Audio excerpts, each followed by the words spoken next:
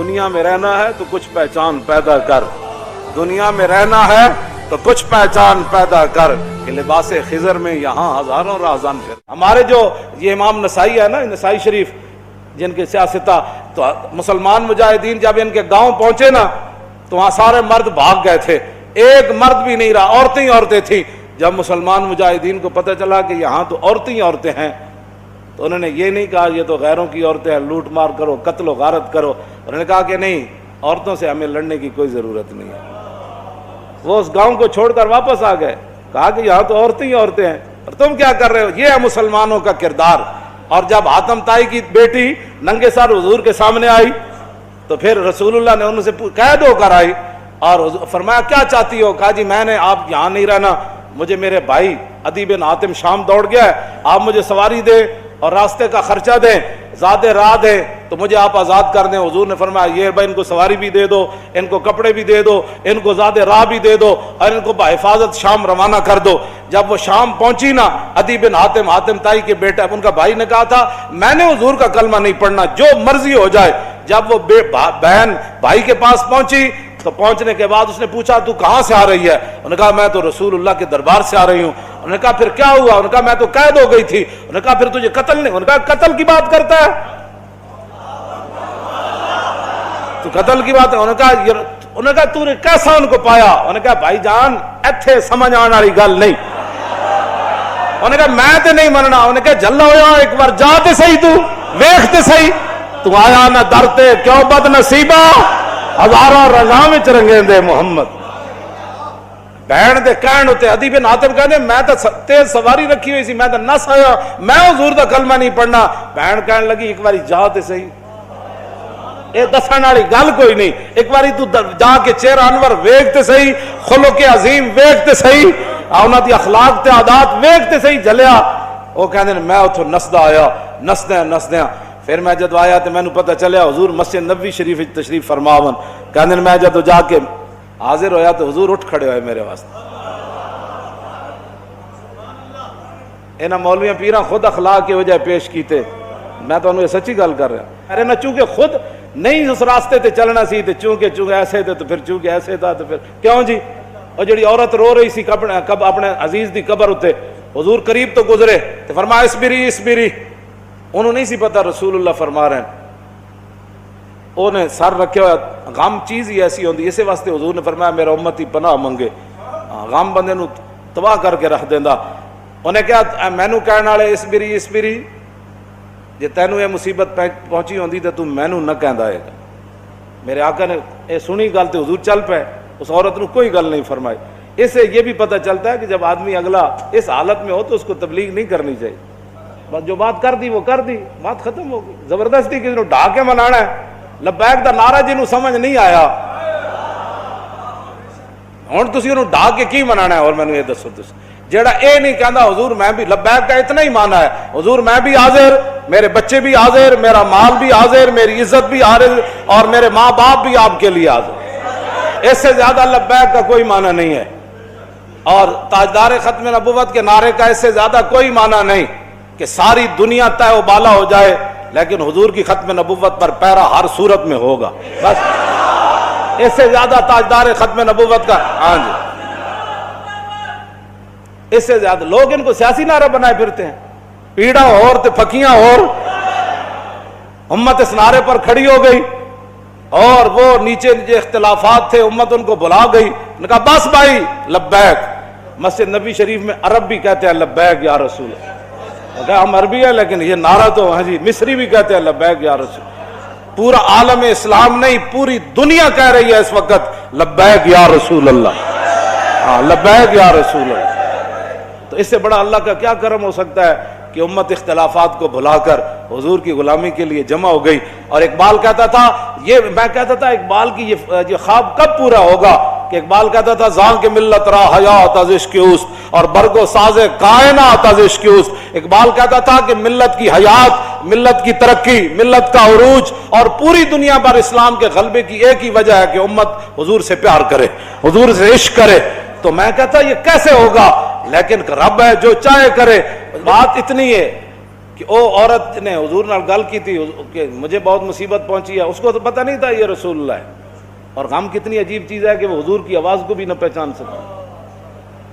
اللہم انی اعوذ بک من الغم والحزن، حضور کی اپنی دعائے مبارکہ ہے کہ میرا امتی کہے میں پناہ مانگتا ہوں غم اور حزن سے۔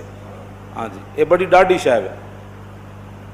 اب میں جو بات اگلی کرنے لگا ہوں، بعد میں جب صحابہ آئے تو انہوں نے کہا آپ کو پتہ ہے جنہوں نے آپ کہا تھا اصبری صبر کرو وہ کون تھے؟ کہا نہیں۔ انہوں نے کہا وہ تو خود رسول اللہ تھے۔ وہ میں نے حضور کو یہ جواب دیا ہے۔ وہ کہتی ہے میں پھر گئی جلدی جلدی حضور کے دربار پر، میں جو بات کرنے لگا ہوں وہ یہ ہے۔ وہ کہتی ہے جب میں حضور کے دروازے پر پہنچی تو میں نے کوئی وہاں چوکیدار نہیں پایا۔ 50 گارڈ اگے تے 50 پیچھے، اس حضرت صاحب نہ سلام کون لوے گا؟ جتیاں پوان والے اور جبے پوان والے اور تے میک اپ کرن والے اور۔ میں تے نہیں پڑھیا نہیں ہو جو اس وقت حسنہ چلیا، اور اسی واسطے تو ایک باری جڑا حضرت عدی بن حاتم آئے نا تے جدو رسول اللہ نال ملاقات ہوئی حضور اٹھ کھڑے ہوئے تے عدی بن حاتم کہندے نے میرے دل نے گواہی دیتی ہے اللہ دے رسول۔ کیوں جی؟ فرماندے نے پھر حضور نے میرا ہاتھ پکڑیا تے حضور اپنے در اقدس کی طرف گھر دی طرف چل پے۔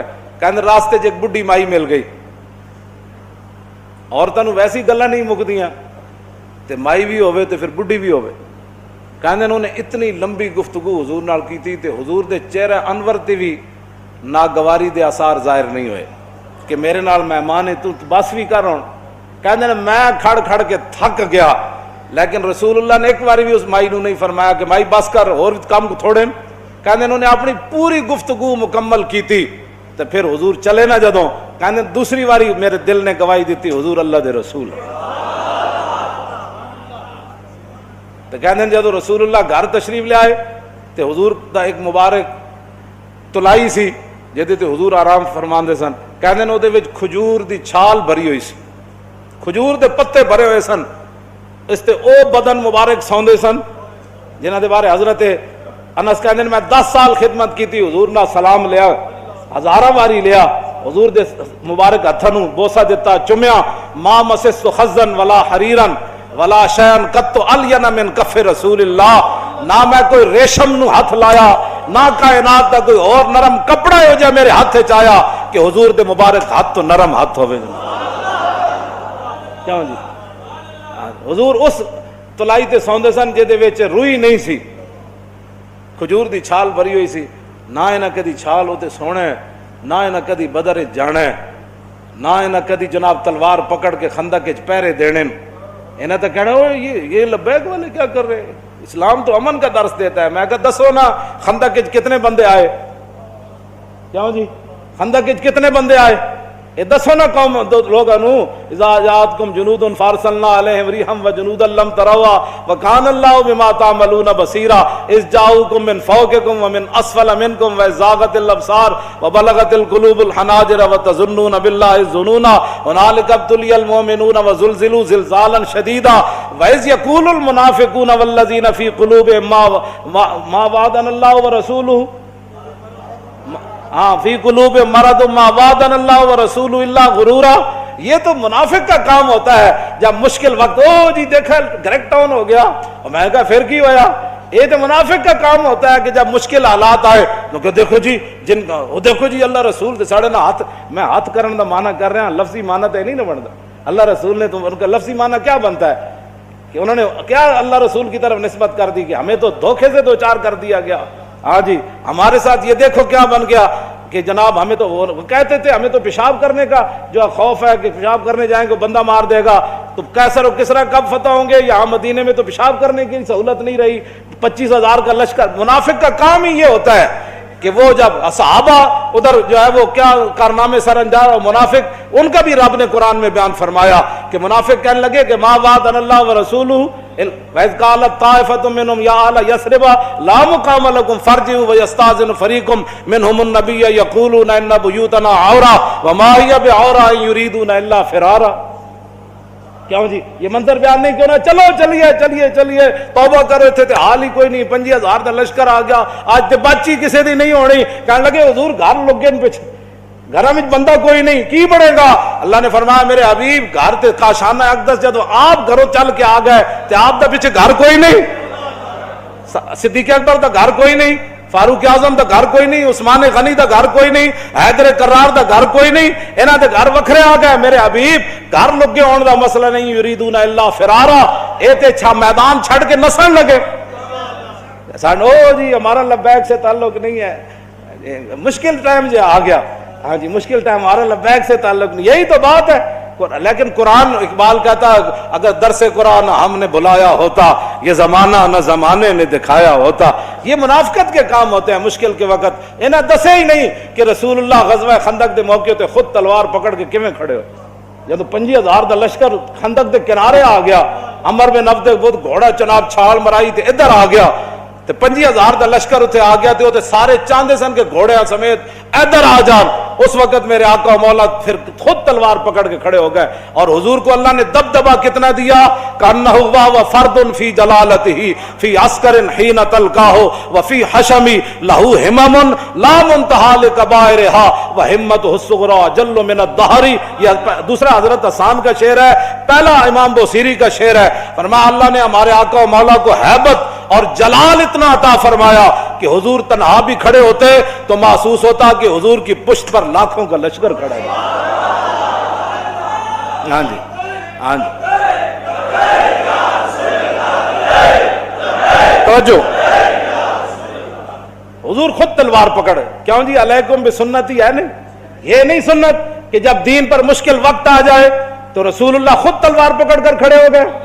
کیا یہ ان کے لیے سنت نہیں تھی کہ جب حضور کی ختم نبوت پر مشکل وقت آیا, حملہ ہو گیا اور حضور کی عزت پر حملہ ہو گیا, تو کیا قوم کے رہنماؤں کی, مذہبی رہنماؤں کی, پیروں کی, فقیروں کی, مولویوں کی یہ ذمہ داری نہیں تھی کہ خود میدان میں ایسے نکل آتے؟ یہ ہے نا علیکم بسنتی و سنت الخلفاء, کیوں جی الراشدین. اور سنت خلفاء کیا ہے؟ یہ تو حضور کا اپنا اس طریقہ مبارکہ ہے نا.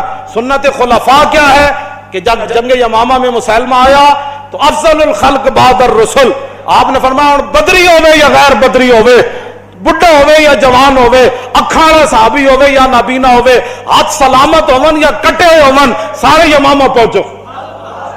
خلفاء دی بھی یہی سنت ہے. جب ختم نبوت کا مسئلہ آیا تو پھر سیدنا صدیق اکبر خود بھی تلوار پکڑ کے چل پے, لشکر تے روانہ کیتے نا, ہاں جی خود بھی چلن لگے.